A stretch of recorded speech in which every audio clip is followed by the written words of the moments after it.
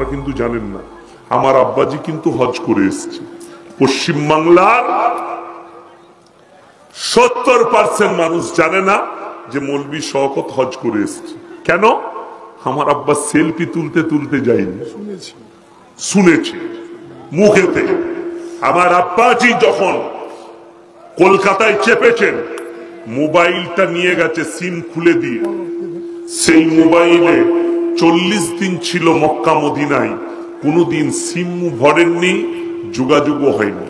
আমার আব্বাজির একজন ছাত্র আছে, সে একদিন আমাকে ফোন করেছে, মন্নাকে নাস্তা করিয়ে এলাম, শুইয়ে এলাম, দেখা করে এলাম, খাইয়ে দাইয়ে এলাম। আমি বললাম কেমন আছে আব্বাজি? বলে ভালো আছে।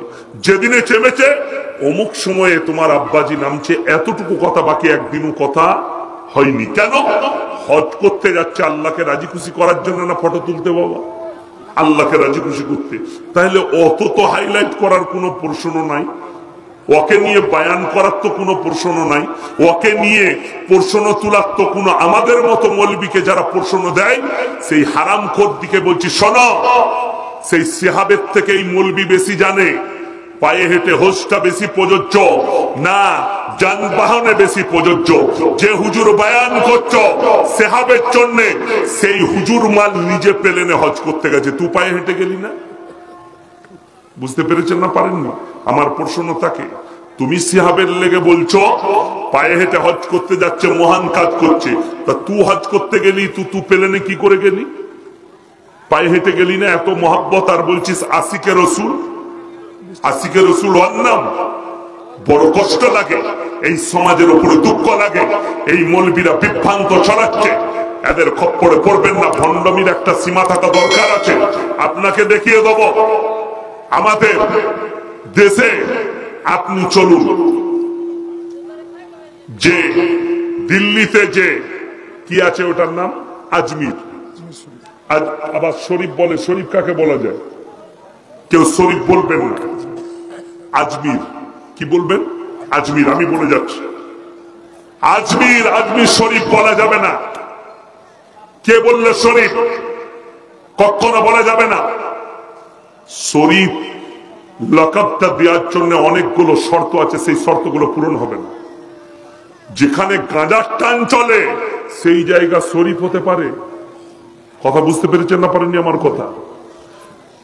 এই পাথরচাপড়িতে অনেকজন আপনাদের মালদাই দেখিয়ে দেবো। লরিতে আপনি এইদিকে লরি পেরিয়ে যায়, কোনোদিন লক্ষ্য করবেন অনেক লরিতে লেখা থাকে দাতা বাবার দান, লেখা আছে না নাই? অনেক লরিতে লেখা থাকে খাজা বাবার দান, KGN, মানে হচ্ছে খাজায়ে গরিব নওয়াজ দিয়ে লেখা থাকে খাজা বাবার দান। আল্লাহর কসম করে বলছি, এর থেকে বড় শিরক আর কিছু নেই। আল্লাহ তাআলা ইচ্ছা করলে সব গুনাহ মাফ করবেন, কিন্তু কেউ যদি আল্লাহর সঙ্গে শিরক করে সে গুনাহ আমার আল্লাহ কিন্তু ক্ষমা করবেন না।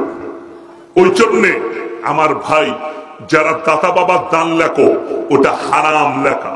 একমাত্র দাতা আল্লাহ ছাড়া পৃথিবীতে কেউ নেই। দাতা বাবা মাল আছে, মাদ্রাসার মুখ দেখেনি, জীবনে এক ওয়াক্তের নামাজ পড়ে না, গাঁজার টান মারে, হারামখোর, আর ঘরের ভেতরে মেয়েদিকে দিয়ে পা টিপা করায় নিজেকে পীর বলে প্রচার করেছে। যদি আমি মিথ্যা বলে থাকি, পার্সোনাল দেখা করবেন, তার নামটাও বলে দেবো, ঠিকানাটাও বলে দেবো। আমি মাইকে বলবো না, রেকর্ডিং এ চলে যাবে।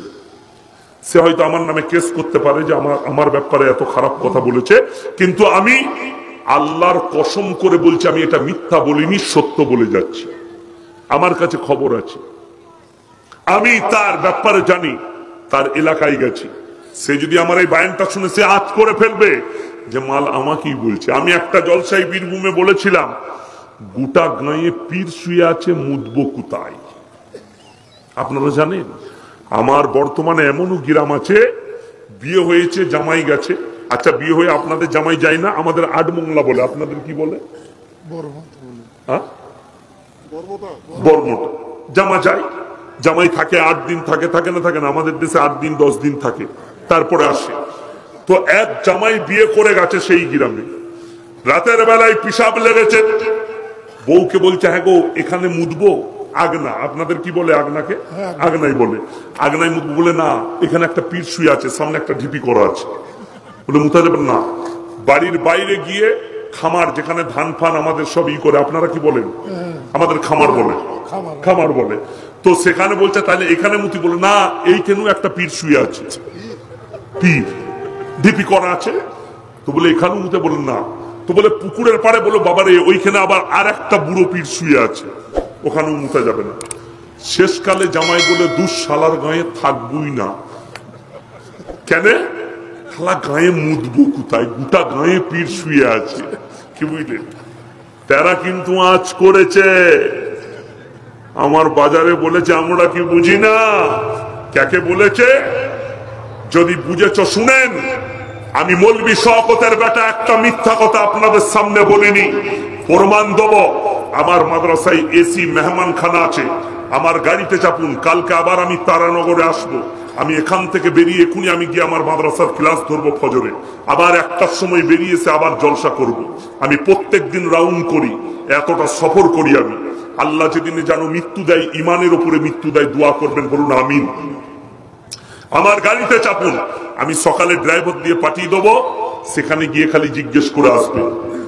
পীর সাহেব ছিল, পীর সাহেব মারা গেছে, তার কবর হয়েছে।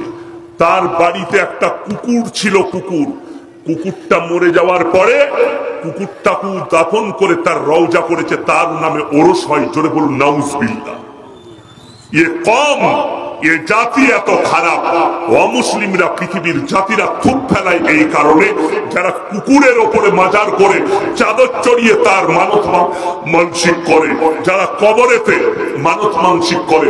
এদের মৌলবীকে জিজ্ঞেস করুন, এরাই বলবে যে কবরে চাদর চড়ানো জায়েজ আছে। আর তাদেরকে জিজ্ঞেস করো, আমার দেশের একটা অমুসলিম ভাই, সে যদি ঠাকুরের ওপরে চুনরি চড়ায়, সেটাকে বলে হারামের কাজ, সেটাকে বলে কুফরি কাজ, তারটা কুফরি কাজ। আর তোমারটা জায়েজ কি করে হবে? আব্দুর রাজ্জাক রাত মেদিনীপুরি বলে একজন বক্তা ছিলেন। কি বললাম? রাত মানে ব্রাহ্মণ ঘর থেকে ইসলাম কবুল করেছিলেন। তিনি মারা গেছেন, আল্লাহ জান্নাতি করুক, বলুন আমিন। খুব ভালো মানুষ ছিলেন, ইমানদার লোক। তো আমি তখন মাদ্রাসায় পড়ার সময় মাঝে মাঝে আব্বাজির সাথে যেতাম। কার সাথে? আমার আব্বাজির সাথে জলসায় যেতাম। তো আব্বাজি বায়ান করবেন, তিনি বায়ান করছেন, লাস্ট পজিশনে আব্বাজি, যেমন আমি এসে স্টেজে বসলাম, তো আমার আব্বাজি গিয়ে বসলো, আমি পেছনে পেছনে গিয়ে আমি কিরাত পড়তাম খুব সুন্দর, ওই জন্য আমাকে মাঝে মাঝে যেতাম, আমি কিরাত পড়তাম। তিনি লাস্ট পজিশনে বলছেন, ঠাকুরের সামনে প্রসাদ দেওয়া হয়, হয় না? হয় না? সেখানে পুজো করা হয়, সেই প্রসাদ মুসলমানদের কেন খেতে নেই, এটা তিনি ব্যাখ্যা করছেন। ব্যাখ্যা করতে গিয়ে বললেন, সেটার উপরে গোবর এবং মুতের ছেটা দেওয়া হয়, গরুর পিসাবের না কিসের আমি জানি না, তিনি বায়ান করেছিলেন। তো ছিটা দেওয়ার কারণে মুসলমানদের খেতে নেই। আমার আব্বাজি আটকালেন, বলে বসুন। বলে কেন? বলে আপনি ভুল বার্তা দিয়েছেন। তিনি বসলেন, খুব আব্বাজিকে মানতেন। বলে কেন? বললে যদি ছিটে দেওয়ার কারণে, গোবরের ছিটে দেওয়ার কারণে, মুতের ছিটে দেওয়ার কারণে যদি ওটা না খাওয়া যায়, তাহলে তলায় যে মালগুলো লাগেনি ওপরের গুলো ফেলে দিলে তো তলার গুলো খাওয়া যাবে। তিনি কিন্তু জব্দ, চুপচাপ। আব্বাজি বললেন এটা কারণ নয়। বলে বলি সাহেব কারণটা কি বলুন? সঙ্গে সঙ্গে কোরআন শোনালেন, ইন্নামা হারামা আলাইকুমুল মাইতাতা ওয়াদ-দামা ওয়া লাহমাল খিনজির ওয়া মা উহিল্লা বিহি লিগাইরিল্লাহ। প্রবাহিত রক্ত, মরা জন্তুর মাংস, শুয়োরের মাংস এবং আল্লাহ ব্যতীত অপরের নামে উৎসর্গিত জিনিস তোমাদের জন্য হারাম করা হলো। আল্লাহ ছাড়া অপরের নামে উৎসর্গিত জিনিস, আল্লাহ ছাড়া এই মাজারের মুরগি, মাজারের গরু, মাজারের ছাগল, যেগুলো বাবার নামে, পীরের নামে, যেগুলো মান্যত করা হয় কবরের নামে, 1000 বার বিসমিল্লাহ পড়ে জবাই করলেও সেটা তোমাদের জন্য বৈধ হবে না। আল্লাহ কোরআনে শুয়োরের মাংসের সঙ্গে তুলনা করেছেন, প্রবাহিত রক্তের সঙ্গে তুলনা করেছেন, যেটা মুসলমানদের জন্য হারাম আল্লাহ ব্যতীত অপরের নামে উৎসর্গ করার কারণে। আমার মায়েরা, কোন মেয়ে সে যদি মনে মনে নিয়ত করে যে মাজারে যাব, তার জন্য হারাম এবং নাজায়েজ কাজ। যদি কবরে সিজদা জায়েজ হতো, আমার নবীজি সাল্লাল্লাহু আলাইহি ওয়াসাল্লামের কবরে আগে সিজদা হতো। আমার ভাইয়েরা মাথায় রাখবেন, আল্লাহ তাআলা যদি নবীজির ওপরে সিজদা জায়েজ করতেন, এমনকি আমার নবীজির কবরে যখন ভালো মন্দ চাইতে পাবে না, পৃথিবীর আর কোন মৌলবি মুল্লা পীর ফকিরের কবরে যাওয়া যাবে না। আমাদের দেশের লোক এরা বুঝে না, গুমরাহির পথে আছে, শিরক আর বেদাতে ডুবে আছে। যারা মনে মনে ভাবছেন আমরা অবশ্যই পেরিয়ে যাব, পীরের দ্বারা হুজুরদের দ্বারা তারা দোয়া করবে আমরা জান্নাতে যাব, তাহলে শোনো, হযরতে নূহ নবী নিজের ছেলেকে কলমা পড়াতে পারেনি, হযরতে লূত নবী নিজের বিবিকে কলমা পড়াতে পারেনি, হযরতে ইব্রাহিম নবী নিজের বাপকে কলমা পড়াতে পারেননি, আর আল্লাহর হাবিব সাল্লাল্লাহু আলাইহি সাল্লাম নিজের চাচাজানকে কলমা পড়াতে পারেননি। পৃথিবীতে আপনাদের মধ্যে এমন কোন বাপ আছে যে চোখের সামনে দেখেছেন ছেলে ডুবে মারা যাচ্ছে আর বাপ পুকুরে ঝাঁপ দিবে না? দিবে না? দিবে না? বাপ দেবে। পিতৃ স্নেহ জেগেছে, বাপ রুখতে পারবে না, সেই পানিতে ঝাঁপ দেবে, সঙ্গে সঙ্গে নিজের সন্তানকে বাঁচাতে চাইবে, নিজের ছেলেকে বাঁচাতে চাইবে। আমার ভাইরা শুনে নেবে, এমন একজন পৃথিবীতে নবী গুজরে গেছেন যিনি নিজের চোখেতে লাইভ মৃত্যু দেখেছেন নিজের সন্তানের। আমাদের দেশে তো মদ খেয়ে মারা গেলে হুজুর দিকে দাওয়াত দিলে আমরা বলি আমরা দোয়া করে জান্নাতে পাঠিয়ে দেব। আমার ভাই মাথায় রাখবেন, সবাই নিয়ত করলেন আজ থেকে আমরা শিরক থেকে বাঁচবো। জোরে বলুন ইনশাআল্লাহ। সব থেকে বড় পাপ শিরকের পাপ, আল্লাহর কাছে সব থেকে বড় নিকৃষ্ট পাপ। কেউ যদি জেনে বুঝে শিরক করে, জিদ করে করে করে, তার গুনাহ মাফ হবে না। হযরতে নূহ নবী নৌকার উপরে তার ছেলে যেন হাবুডুবু খাচ্ছে, অন্তরে পিতৃ স্নেহ জেগেছে। নূহ নবী হাত তুললেন, ওগো আল্লাহ আমার সন্তানকে আপনি হেফাজত করুন।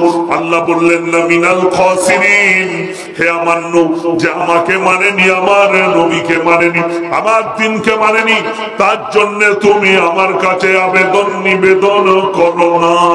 লামিনাল খাসিরিন, আমি তোমাকেও ক্ষতিগ্রস্তদের মধ্যে ফেলে দেব। নূহ নবীর হাত নেমে গেছে, কার ভয়ে? আমার আল্লাহর ভয়ে হাত নেমে গেল নূহ নবী চোখের পানি ফেলিয়ে নিজের সন্তানের লাইভ মৃত্যু দেখেছে। আমার ভাইয়েরা, আমার মায়েরা, বোনেরা, আমার আল্লাহ রাব্বুল আলামিন কোরআনে 5টা দৃষ্টান্ত দিয়েছেন। যারা মনে মনে ভাবছেন অমুক মৌলবি আছে, সে দোয়া করলে আমি জান্নাতে চলে যাব, আমার বাপ আছে আমাকে জান্নাতে নিয়ে যাবে। প্রথমেই 1 নম্বর সূরা লুকমান শেষ আয়াত আল্লাহ পৃথিবীর মানুষকে সাবধান বানিয়ে দিলেন, ইয়া আইয়ুহান নাসুত্তাকু রাব্বাকুম ওয়াখশাউ ইয়াওমান লা ইয়াজজি ওয়ালিদুন আন ওয়ালাদি ওয়ালা মাউলুদুন হুয়া জাযিন আন ওয়ালিদিহি শাইয়্যা। হে আমার বিশ্বনবী, পৃথিবীর মানুষকে বলো তোমরা সেই দিনকে ভয় করো যেদিনে বাপ বেটার কোনো উপকারে আসবে না, বেটা বাপের কোনো উপকারে আসবে না, কেউ কারোর জন্য এতটুকু উপকার করতে পাবে না, কেউ কারো এতটুকু উপকার করতে পারবে না। এটা 1 নম্বর। এরপরে চলুন, হযরতে নূহ নবী দোয়া করেছেন, আল্লাহ ফিরিয়ে দিয়েছেন, তুমি তোমার সন্তানের জন্য দোয়া করতে পারবে না। তুমি আচ্ছা আচ্ছা আব্দুল গফফার ভাইয়ের নামে উনার স্ত্রী 500 টাকা দিয়েছে।